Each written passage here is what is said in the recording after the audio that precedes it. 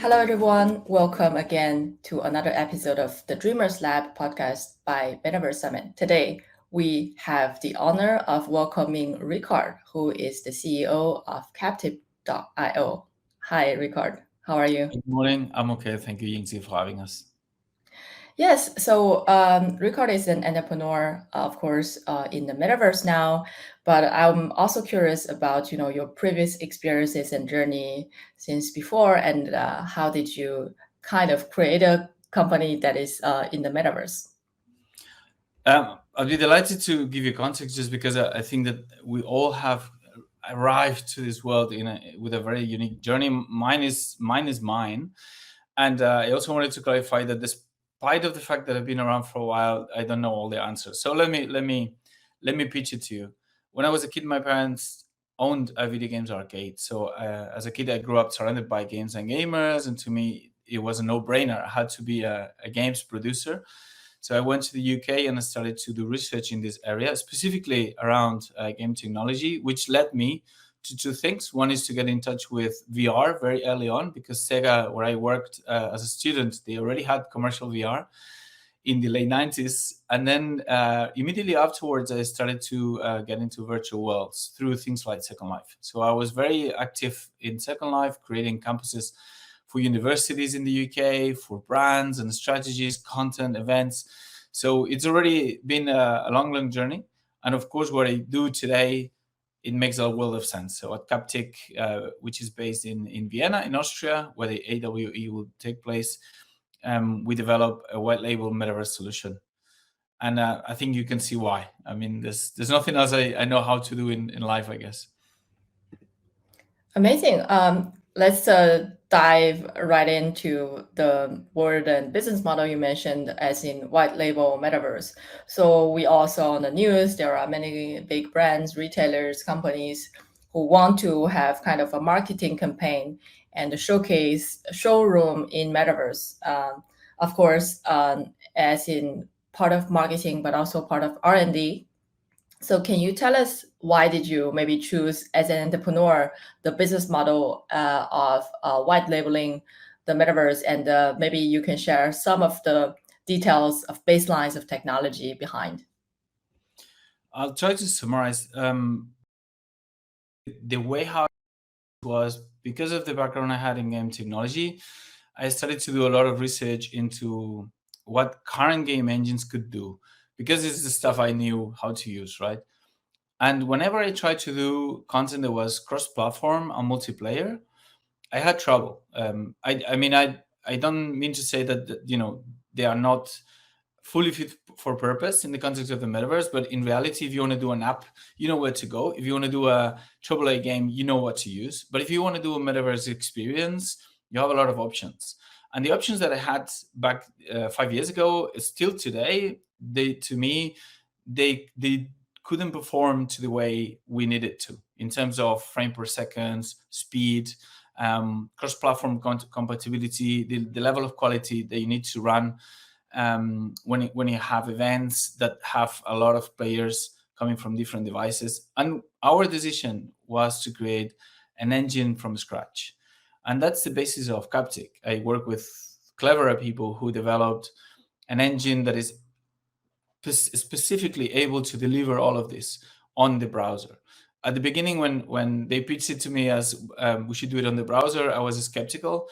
But 5 years down the line, it's proved a really good decision, because the browser has all the protocols that we need and it keeps growing.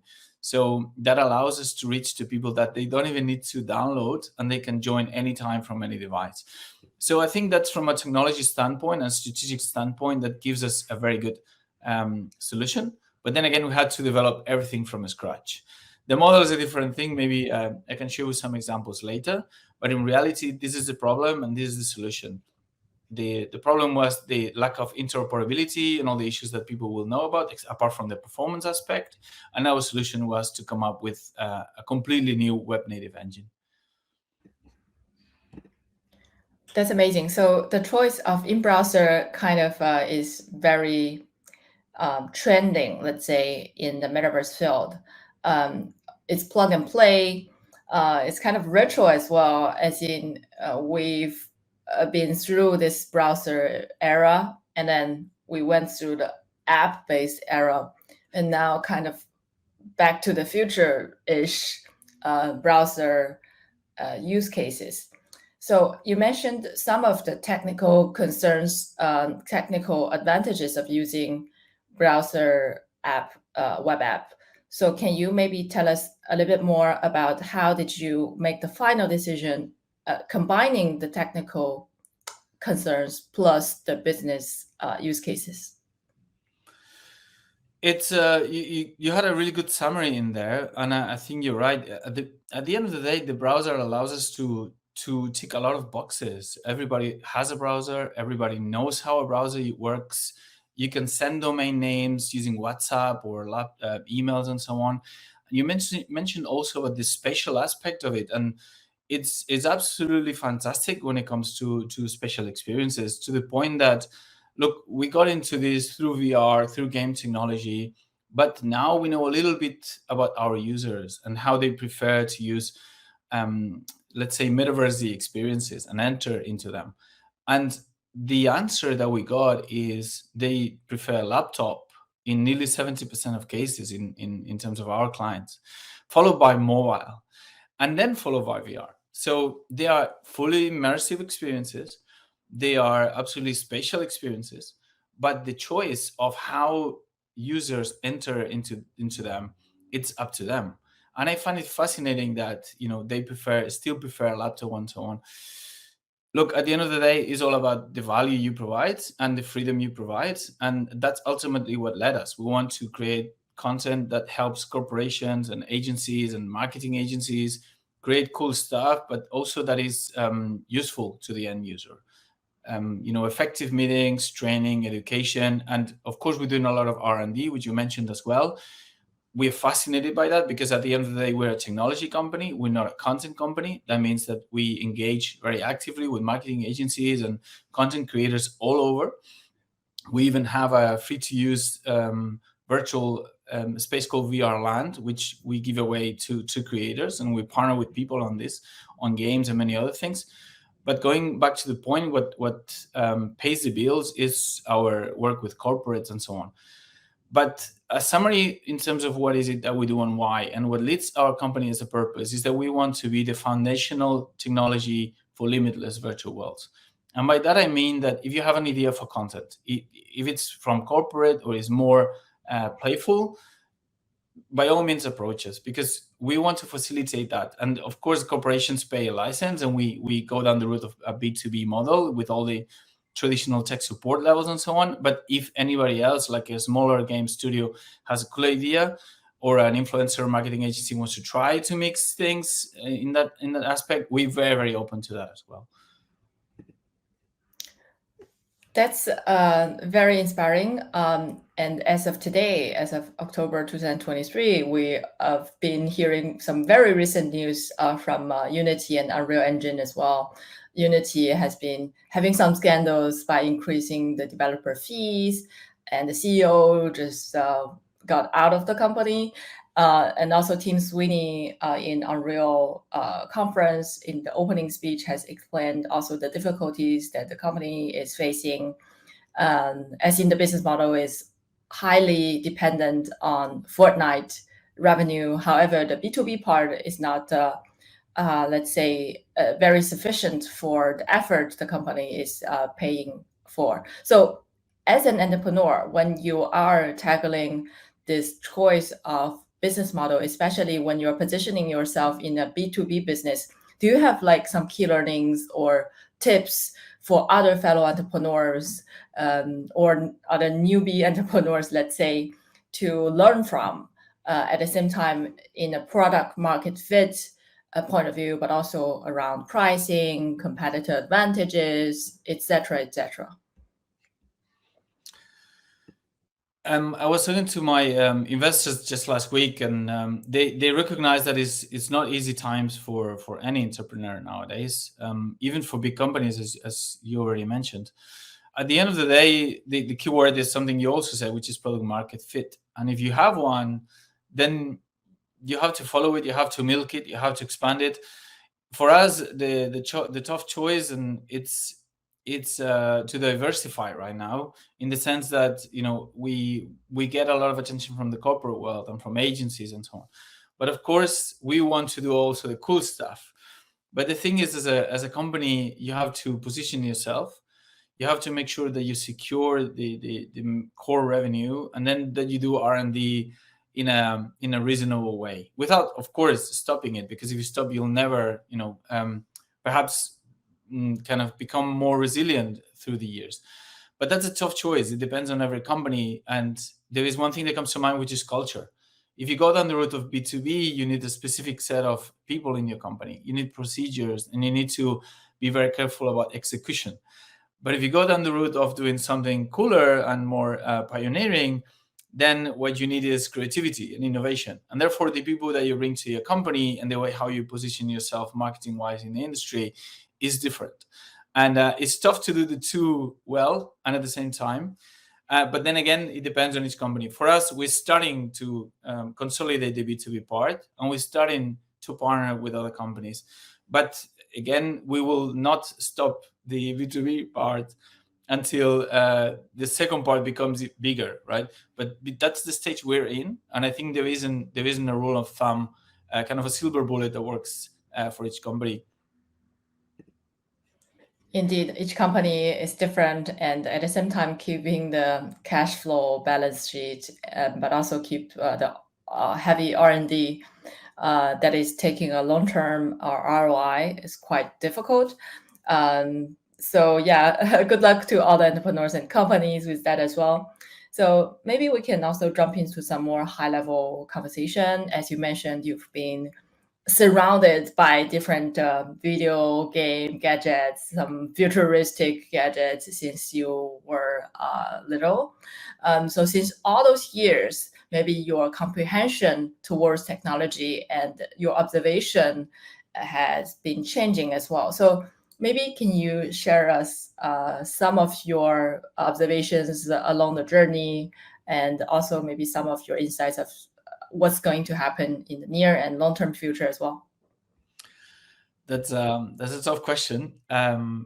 Look, what comes to mind is that technology keeps evolving, and somehow the humans are fascinated by immersion. So I think we are in a relentless journey towards this utopia that we all kind of instinctively have, and maybe something that we all shared the first time we tried VR, which is, I think, something that we all remember. Like the first time you put a headset on and you're able to, for example, paint in 3D, it's like riding a bike. It's like you never forget the moment when that took place. And if you do, then it's a very sad moment. But my point is that I'm not the first person who says this. I think there's a fascinating book by Ricard Gras, and he says pretty much the same, that we, as humans, we're fascinated by immersion because of whatever reason. Is it because it's a way to celebrate beauty, replicate reality, or get away from it? Whatever the case, we're never stopping. VR, AR, there's a lot of things that are happening and will continue to happen until we achieve this ability to live other lives and visit other worlds seamlessly.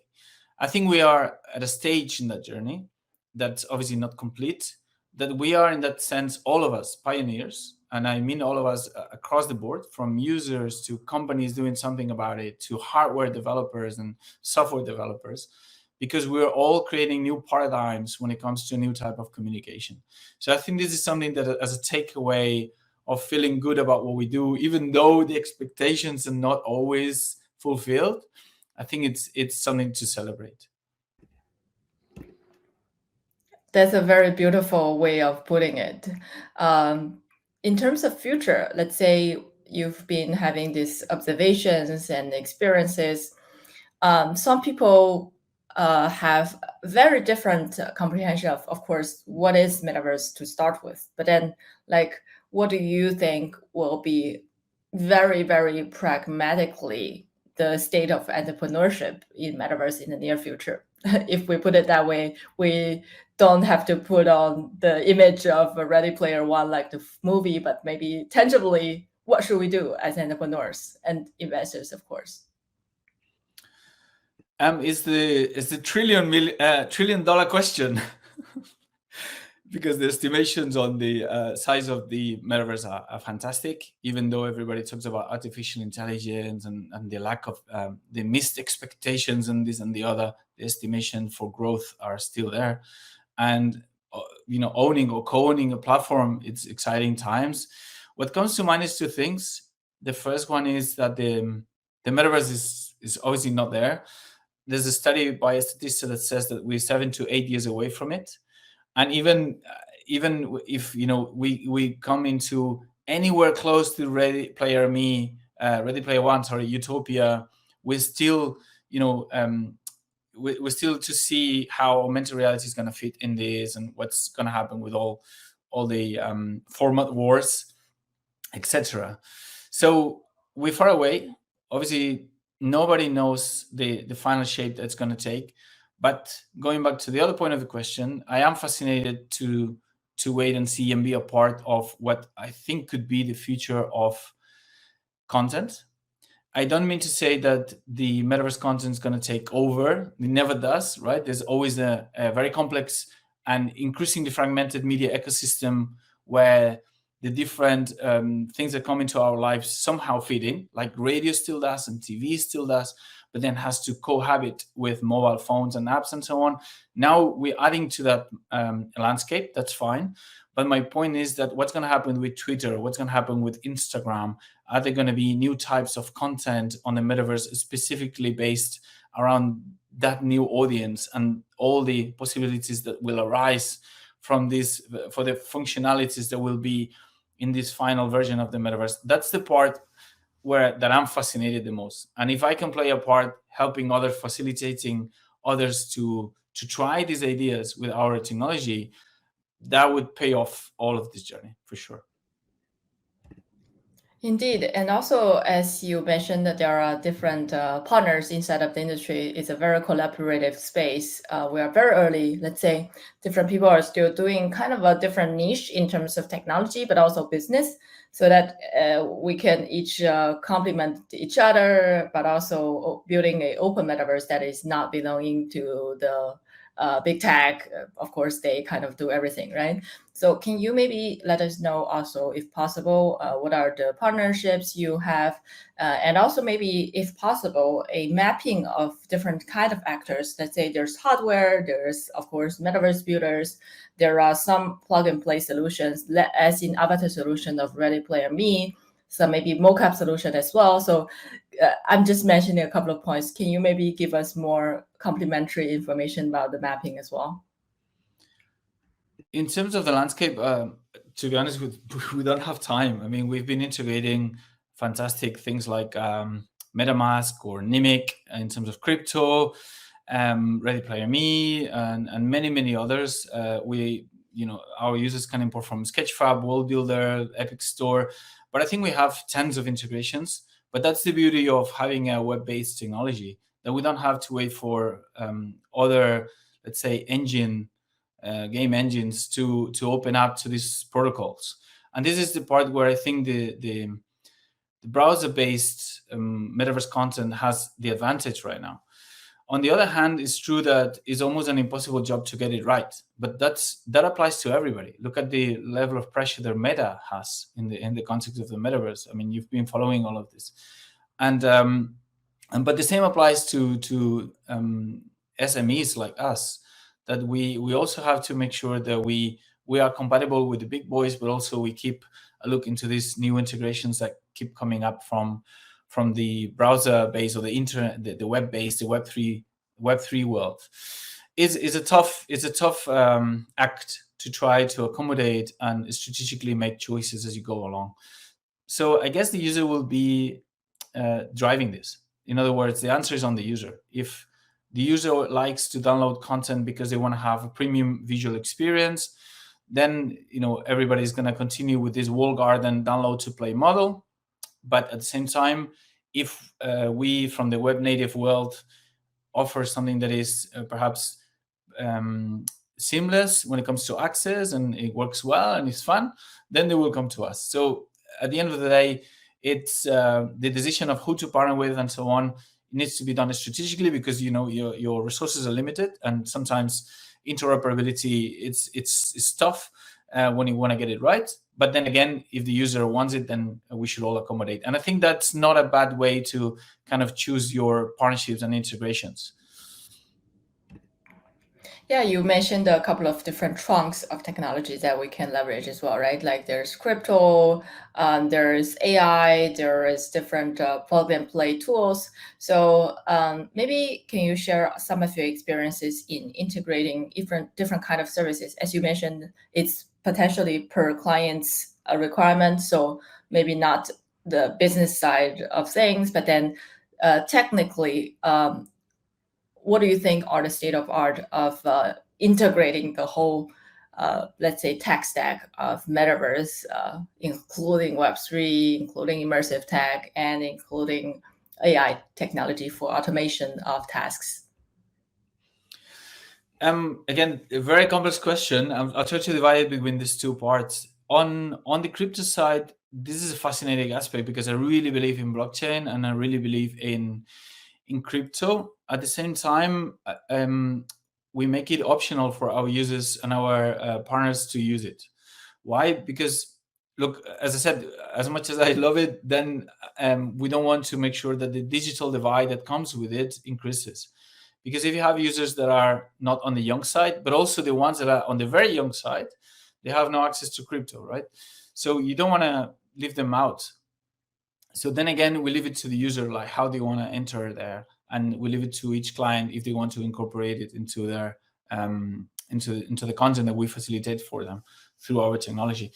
On the AI side, we have been looking into it for a long time because it's the automatization of creation and across the board from skyboxes to objects.